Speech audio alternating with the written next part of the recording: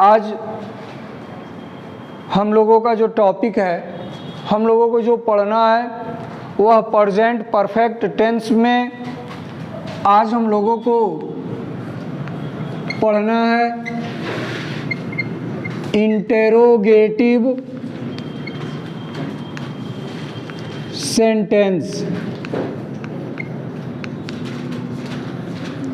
कल आपको बताया गया था प्रेजेंट परफेक्ट टेंस का अफर्मेटिव और निगेटिव। अफर्मेटिव में बता दिया गया था कि यदि प्रेजेंट परफेक्ट टेंस में की सहायक क्रिया हैज हैव होती है, मेन वर्ब का थर्ड फॉर्म प्रयोग किया जाता है। निगेटिव में बता दिया गया था कि हैज हैव के बाद नॉट और वर्ब का थर्ड फॉर्म और ऑब्जेक्ट उसके बाद ईटीसी वगैरह लिख देते हैं। आज आपको पढ़ना है इंट्रोगेटिव सेंटेंस। इंट्रोगेटिव सेंटेंस के बारे में बताया जाएगा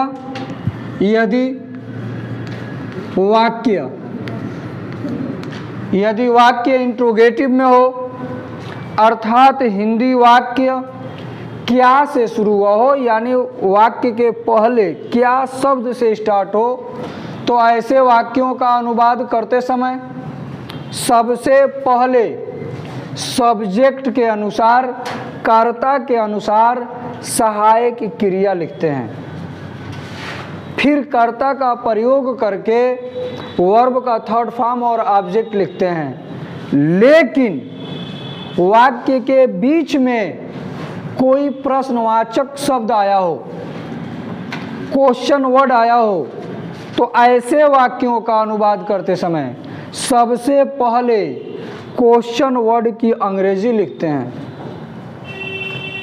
उसके बाद सहायक क्रिया, सब्जेक्ट, मेन वर्ब, ऑब्जेक्ट और ईटीसी प्रयोग कर देते हैं। तो सबसे पहले हम लोग लिखेंगे और उसके बाद आपको अनुवाद समझाया जाएगा। देखिए, यदि वाक्य इंट्रोगेटिव में हो, अर्थात हिंदी वाक्य क्या से शुरू हुआ हो, तो ऐसे वाक्यों का अनुवाद करते समय सबसे पहले सहायक क्रिया helping verb has oblique have का प्रयोग करके सब्जेक्ट अर्थात कर्ता का प्रयोग करते हैं और मेन वर्ब का थर्ड फॉर्म लिखकर ऑब्जेक्ट कर्म का प्रयोग करते हैं। लेकिन यदि हिंदी वाक्य के बीच में कोई प्रश्नवाचक शब्द, क्वेश्चन वर्ड आया हो, तो सबसे पहले आए हुए क्वेश्चन वर्ड की यानी प्रश्नवाचक शब्द की अंग्रेजी लिखते हैं और वाक्य के अंत में प्रश्नवाचक चिन्ह का प्रयोग करते हैं। जैसे क्या वह खाना खा चुका है, तो सब्जेक्ट है वह, तो वह के अनुसार सहायक क्रिया सबसे पहले लिखेंगे हैज, उसके बाद लिखेंगे ही, हैज ही। मेन वर्ब का सबसे पहले हैज और हैव में आपने हैज लिखा, सब्जेक्ट को आपने लिखा, अब वर्ब का थर्ड फॉर्म, तो थर्ड फॉर्म लगेगा ईटेन और उसके बाद ऑब्जेक्ट फूड। क्या दूसरा देख लीजिए, क्या आप लोग अपना पाठ याद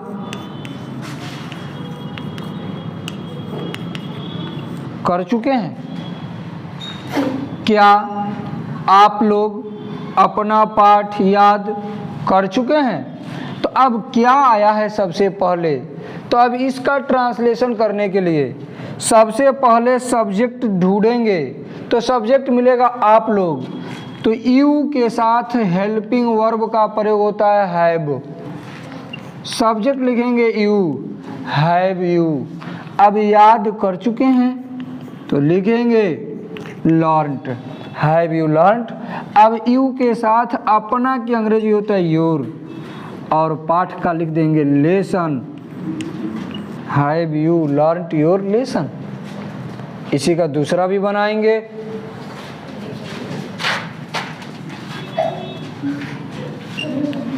वह कहाँ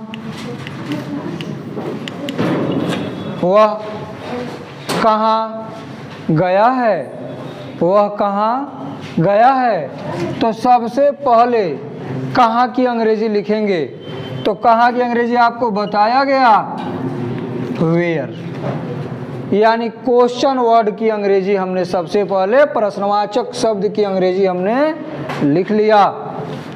उसके बाद सब्जेक्ट है वह, तो सहायक क्रिया हैज, वेयर, हैज, ही, अब, गो, वेंट, गॉन।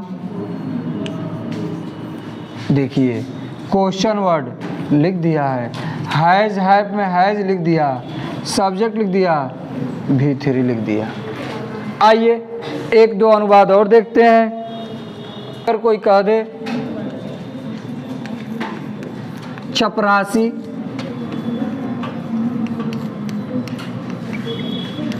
कहाँ गया है, चपरासी कहाँ गया है, तो बनाएंगे वेयर। अब चपरासी अकेले है, तो सहायक क्रिया हैज लग जाएगा, where has the peon, verb का third form, where has the peon gone. एक और देखेंगे,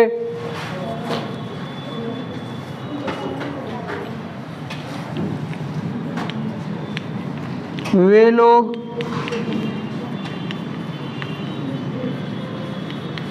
दिल्ली क्यों,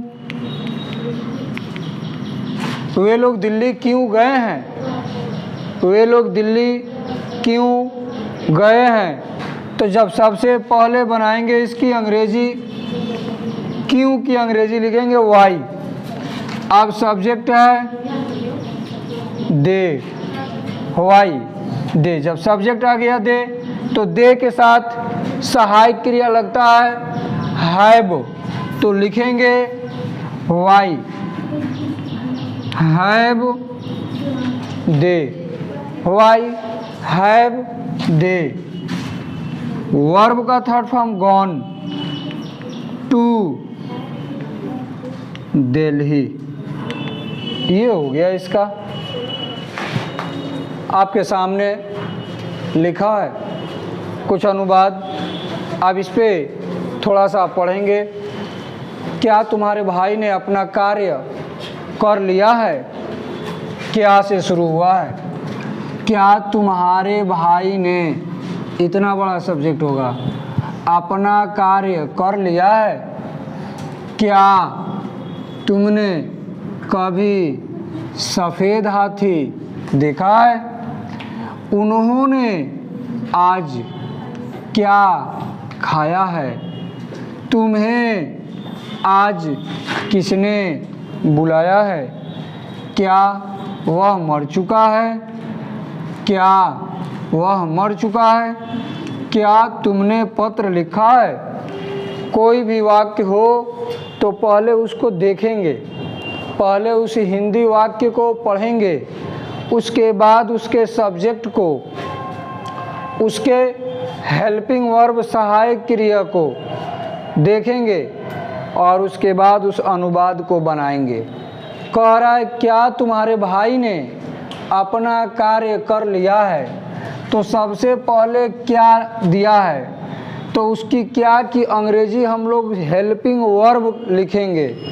तो हेल्पिंग वर्ब लगेगा सब्जेक्ट के अनुसार। तो तुम्हारे भाई ने, तो तुम्हारा भाई अकेले है तो लगेगा हैज।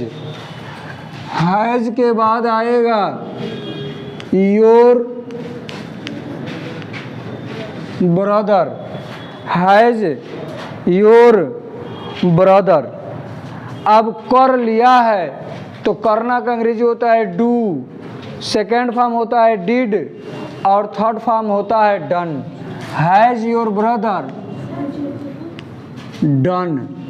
तो अपना तो बनाएंगे हिज और कार का वर्क क्वेश्चन मार्क।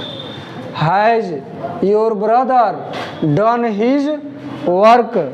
अगला दिया है, क्या तुमने कभी सफ़ेद हाथी देखा है? तो जब इसकी अंग्रेजी बनाएंगे तो सीधा बनेगा तुमने, तो हैव यू। अब देखिएगा एक शब्द दे दिया है कभी, तो कभी का जोड़ देंगे एवर, हैव यू एवर। और देखने का सी सा scene, have you ever seen the white elephant?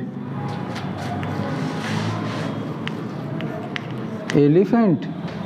उन्होंने आज क्या खाया है? तो अब देखिएगा बीच में दे दिया है क्या, पहले नहीं दिया है। अब क्या दे दिया है? तो सबसे पहले क्या की अंग्रेजी लिख देंगे व्हाट, और उन्होंने, तो आप उन्होंने का अंग्रेजी लिखेंगे दे। तो दे के अनुसार सहायक क्रिया लिखेंगे हैव, व्हाट हैव दे। अब खाना की अंग्रेजी लिखेंगे ईटन, और आज की अंग्रेजी लिख देंगे टुडे। उन्होंने आज क्या खाया है? अगला दिया है, तुम्हें आज किसने बुलाया है? तो अब सबसे पहले ये देखेंगे किसने, तो अब ये सब्जेक्ट की जगह पर लगेगा, तो हो जाएगा हु, और होगा हैज, और बुलाया है कॉल्ड तुम्हें यू। तो आज बुलाया है तो लिख दीजिएगा टुडे। क्या वह मर चुका है? तो सबसे पहले क्या दिया है? सब्जेक्ट है वह, तो लिख दीजिएगा हैज ही डाइड कंप्लीट। क्या वह मर चुका है? क्या तुमने पत्र लिखा है? तो यहाँ तुमने पत्र लिखा है, सब्जेक्ट है यू, और यहाँ दिया है क्या, तो have you written a letter. ये रहा आपका। अब ऐसे ही आप ढेर सारे अनुवाद, ढेर सारे ट्रांसलेशन बना सकते हैं जब आपको नियम पता होगा।